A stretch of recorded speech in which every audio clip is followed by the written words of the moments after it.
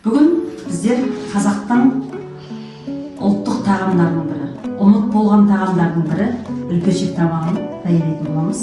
Ол үшін бізге алдымен жылқы немесе сиырдың жүрегі, одан кейін құйрық май, сиыр еттері және қазы керек болады. Ең алдымен жүректің біз ішін еттерін сылып аламыз. Яғни шұңқыр ретінде қалу керек болады. Арнайы еттерін сылып аламыз. Біздің жүрегіміздің жаны жарылғаннан кейін, жырық болғаннан кейін арнайы алдымен тігіп алдық.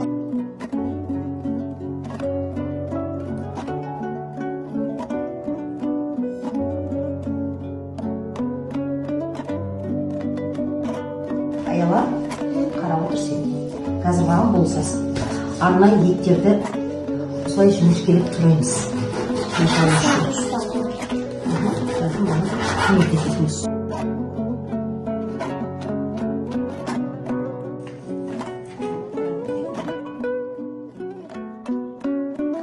Қазіргі таңда отбасы құндылықтар орталығының төрағасы ханым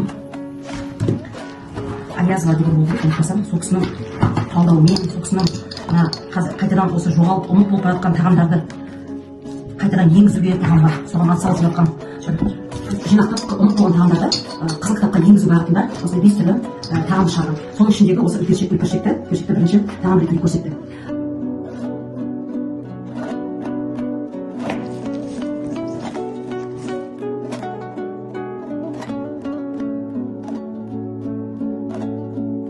Барлығын салып дайындап алғаннан кейін аузын осылай жақсылап тұрып жіппен түйеміз. Және ішіндегі дүниелер шашылмау керек. Және болғаннан кейін бұны 3 сағат суда қайнатып тұрып пісіретін боламыз. Сонда бұл іші жақсылап езіліп, еттеріміз жұмсарып, жұмсақ болып, барлығы ішінде әдемі болып пісу керек. Жалпы бұның осы тағамды жасаудың негізгі мақсаты бұл жүректің өзін құндылыққа бағыттап айтылған атауы бар. Жалпы банағы күйеуге шыққан қыздың күйеуімен бірге, жолдасымен бірге төркініне келген уақытта осыны арнайы сіздермен жүрегіміз бірге деген мақсатта пісіріп береді екен. Кезеңде осы ұмыт болған тағамдар көбіне қазір жасалып жүр ғой. Соның бірін осы мен өзім ертеңгі арнайы аналар байқауына жасап көрсетіп жатқан жайым бар. Қабыл алыңыздар. Қазір 3 сағат бұны қайнатамыз, жақсылап. Содан кейін енді дәмін бұйырса ертеңге бөлетін боламыз. Жүрегіміз дайын болды.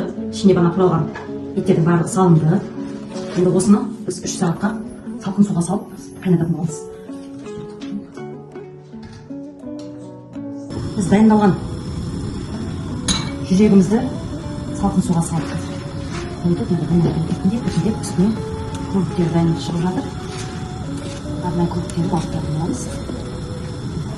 Осылай отта қазір бізде 3 сағаттай пісіп қайнап шығу керек.